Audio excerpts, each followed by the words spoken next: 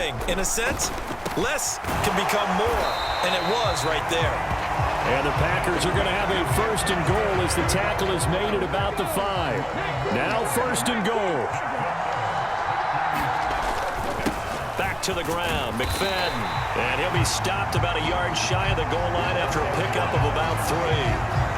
Well, Brandon, we always know that once you score 1 touchdown, you're without a doubt. And so far today, he's got 1, but was denied as he tried to get the second one. 4th quarter, down to the final 2 minutes, and we've got a 1-score game. So it's Packer football here as we welcome you back. Another shot from the 1 on 2nd and goal. They'll give to McFadden. And he will get this into the end zone. Touchdown, Green Bay. Darren McFadden, his 2nd touchdown of the afternoon. And the Packers are an extra point away from tying this game here in the final minutes. Important extra point up and through, and we are tied here in the 4th quarter. Now this one setting up for a great finish, all tied in the 4th as the kick's away. And we'll see a return here from the end zone. And tackled at the 21-yard line, so a net negative there of 4 yards. They'll come up 1st and 10 here.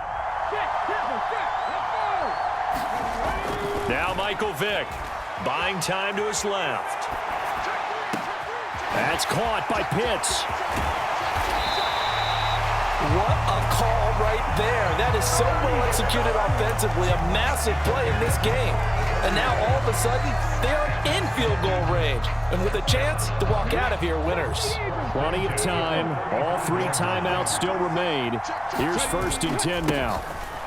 Here's McFadden. And he fights forward for a modest 2-yard gain, 2nd down. They suspected that it was a power play up the middle coming at them, and boy, were they right. That defense got downhill in a hurry and limited them to just a couple on 1st down. Vision is so important for the man in the middle because his ability to look through all the clutter that's happening in front of him, diagnose a play, and then go make it and finish it, that's when the great ones know that they have the goods. Vick to throw. Steps away to his left. Vick into the slide, and he's got the 1st. The Packers going to use one of their timeouts as they'll stop it with just over 40 seconds to go in the game.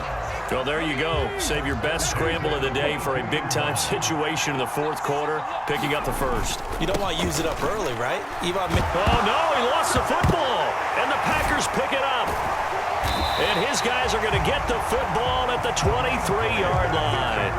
Wow, so they were already in field goal range. Now this and a completely new story to tell. And frankly, what they're going to say when they review this game and go over it, they're going to tell the offense, he had 1 job. All right, you knew what you had to get done. You knew where we wanted to kick the field goal from. You know our range. Just take care of the football, and we win the game. And he'll be taken down, but not before they work it across midfield. Now the Packers going to go ahead and use the 2nd of their timeouts as they get it right at the 32nd mark of this 4th quarter.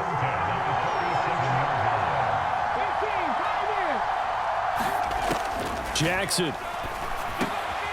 Another one on this play for Justin Jefferson. Now the Packers going to burn their 3rd and final timeout. That'll be their 3rd and final stoppage here as we step aside. Tell you what, he's been able to put the ball in some tight spots all game long. That throw, no different. Yeah, a lot of people would call it a gutsy type of a throw. I think he looks at it as, I can do it, so it's not that big of a deal to me, and I'm going to keep firing. Now 2nd down and a few inches.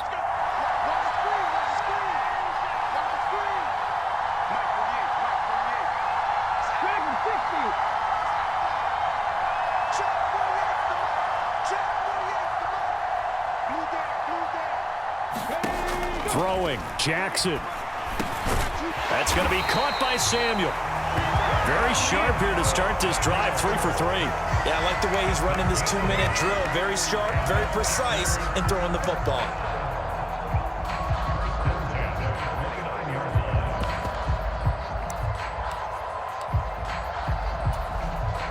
So out on the field now, Graham Gano in a big spot. And the clock will now stop as a timeout is called with 5 seconds left. So it all comes down to the right foot of Graham Gano.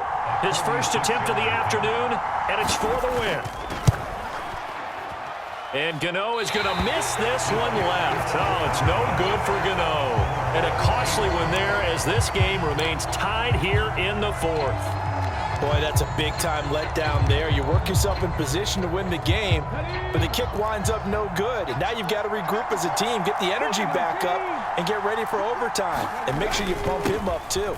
He may be needed to try and win it again later. So 4 quarters wasn't enough, and we are off to overtime. Don't change that dial.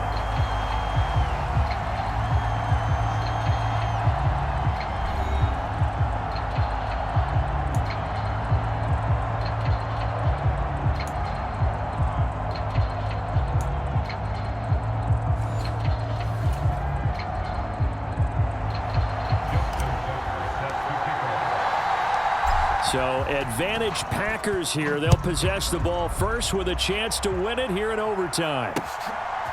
From a yard or two deep, here comes a return.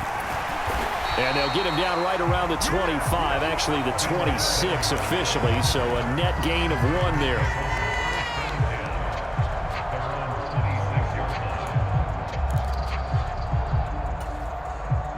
About set to get this drive started, the Green Bay offense at the line.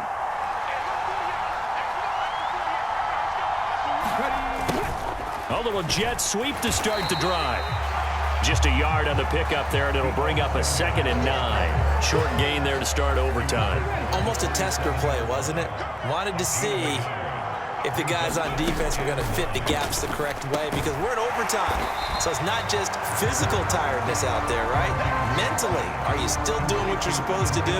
And they were up to the task on that play. And certainly fatigue on both sides of the football. Opening drive of overtime, and now facing a 3rd down and 6. Big play coming up. Now Jackson. He's got his target. That's complete. And they'll get this well past midfield before being stopped just before the 35. A big play that time on the catch and run. 33 yards. Now a run with McFadden. And he's swallowed up right near the line of scrimmage.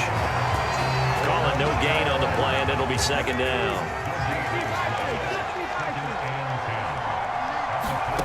Jackson. A short throw to Ingram. We'll put that one in the win column for the defense.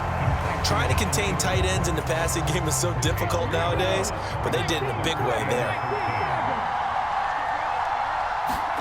Jackson. He's going to hit his man out of the backfield. Complete. And brought down, but not before they're inside the 25. Brandon, that's a huge completion there. Puts them in field goal range, but let's face it, they don't want 3 here. They want 6. With these overtime rules, a touchdown finishes it off. Yeah, looking to win it right away. Good to know, though, that they have 3 in their back pocket if they need it. Well, offensively, that's the mismatch that you want. You want to force a linebacker to try and cover your back out of the backfield, out in some open space. But linebackers nowadays, they run like backs, and they take a lot of pride in covering. What a nice play he made there in the open field. And I know you, with every carry, especially in overtime, you're just saying, if you're that ball carrier, hold on to the football. Hold on to it, protect it, but not necessarily settling, because you're trying to get to the end zone. You're trying to end the game right here. And I know the defensive guys poking, clawing, raking, trying to knock the ball free and protect their end zone. Yeah, like you alluded to, especially this part of the field. So another 3rd down conversion, and now they've got a 1st and goal. Now they set up the screen. That's complete. And it's a Packers touchdown. An excellent, long, sustained offensive drive. And now they can look across the field and see a defense that looks a little bit beaten down. Right now, as an offensive coordinator, you're thinking to yourself, can I dial up the knockout punch? Gano the extra point, and they will take a 7-point lead. Gano now following the touchdown here to kick it away. And here comes a return from a few steps into the end zone. And that decision to bring it out ends up not being a good one. Costs him about 5 yards as he's tackled at the 20. About set to begin their next drive. The Falcons offense at the line. First throw in overtime here for Vic. Forced out to his left. And he's going to have a first down as he's out of bounds to stop the clock with just under 20 seconds to go.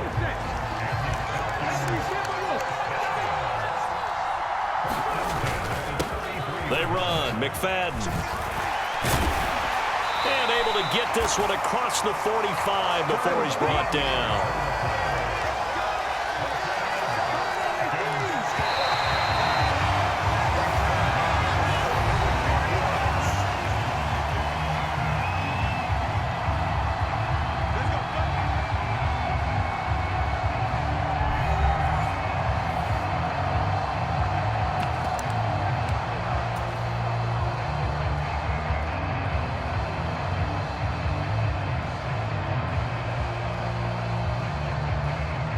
Back-to-back good plays have him on the move on first down.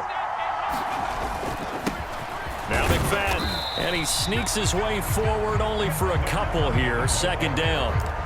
Certainly a nice job there by the defense rallying to the football and getting him on the ground, but I think the play gets made by the defensive front because if they can't get upfield, their job is to go ahead and get low, almost get into a ball sometimes, stack things up, and make it difficult for the runner to find a hole. That's going to be caught by Pitts. A big change in field position there. That's 40 yards on the catch and run. And how about that? In a game that's had just about everything, how's that for an answer? Remember, in the past, this game would be over already. But that's a huge play there to give him a fighting chance to go down and possibly tie this game.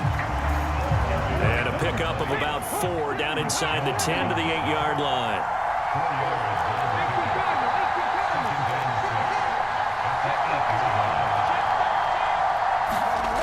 Vic now.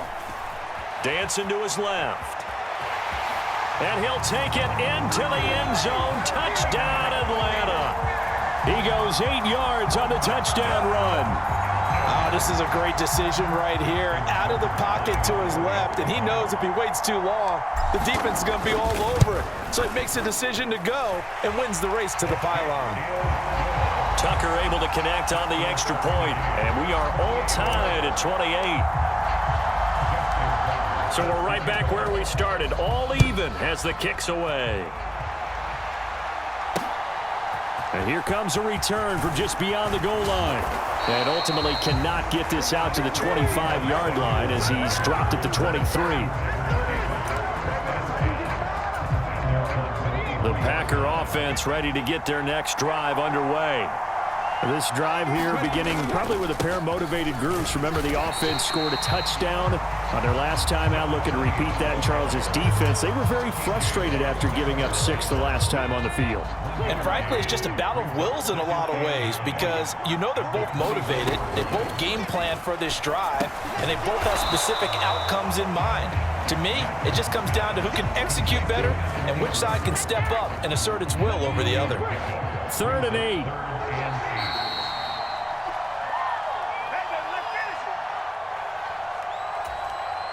They'll be in search of 8 yards here as they hope to convert the first down.